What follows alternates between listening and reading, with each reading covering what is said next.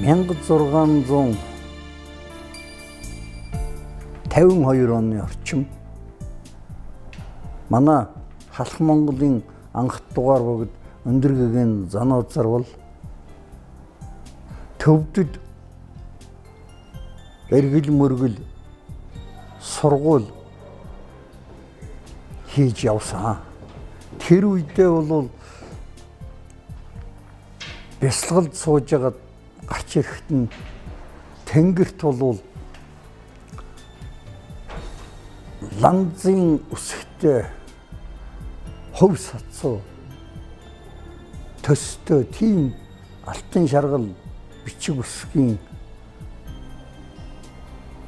хэсэг ургаж шарлаж харагдсан гэж ийм мэдээ соён үсгийн гарсан уг гэдэг Төвд Монголоор байдаг жижиг номд байдаг. Энэ бол соён бичгийг зохиосон үүтгэл болно. Тэгээд 1686 онд 30 гаруй жил бясалгаж боловсруулсны үндсэн дээр өндөргөгийн бол энтхэг Төвд Монгол 3 хэлийг нягт нарийн тэмдэглэж чадах нэгэн зүйл үсгийг зохиосон нь бол соён бүсэг болно. Соён бүсгийн бүрэн нэр нь бол Соёнбу зайди гэж санскритээр хэлдэг. Төвдөр Аранжун нанва гэдэг, монголоор бол өөрөө гарсан үзэгдэл гэгээ гэсэн шиг утгатай ийм үсэг болно. Тэр нь тэр тэнгэрт өөрөө ургаж гарч ирж үзэгдсэнтэй холбоотой. Одоо энэ соён бүсгийн эхлэх тэмдэг бол Монгол улсын төрийн далбаа сүлдэнд яам тамгын газруудын тамганд байж байдаг. Тийм хувьас нь бол монголчууд мэддэг. Гэхдээ соён бүсгийн яг үсэг бичгийн хувьд бол хэл бичгийн мэрэгжилтэй улсууд л мэдхээс энгийн олон бол зүгээр нэг үсэг байдаг л гэдэг мэдлэгтэй таамтай байдаг.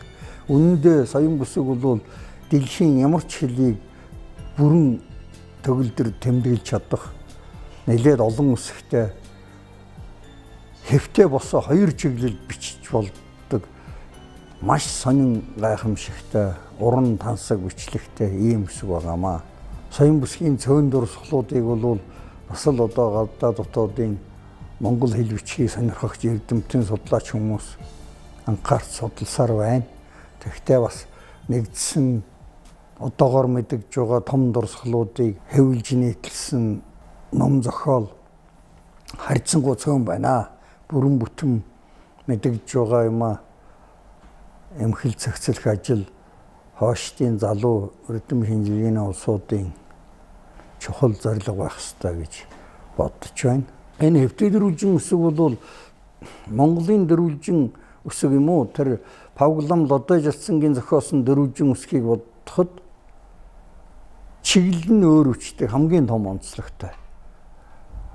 Монголын дөрвөлжин үсэг бол дээрээс доош монгол бичиг шиг бичдэг бол соён бүсгийн тэр хамт зохиогдсон дөрвөлжин үсэг бол хөндлөн бичдэг. Соён бүсэг бол хэвтээч бичиж чадна, босооч бичиж чадна.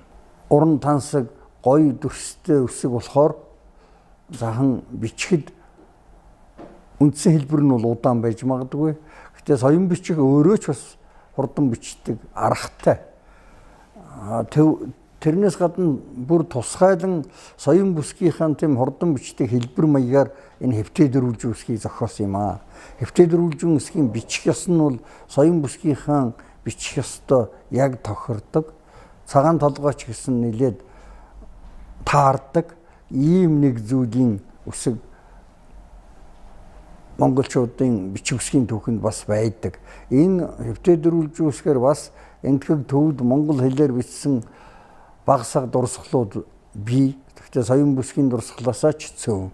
Аргагүй тэр бол хэвтэй дөрвөлжин үсгийг тийм хурдан бичих, ноорог тэмдэглэл хийхэд зориулсан үсэг учраас харьцангуй бага цөөн дурсгалтай гэж хэлж болох байхаа.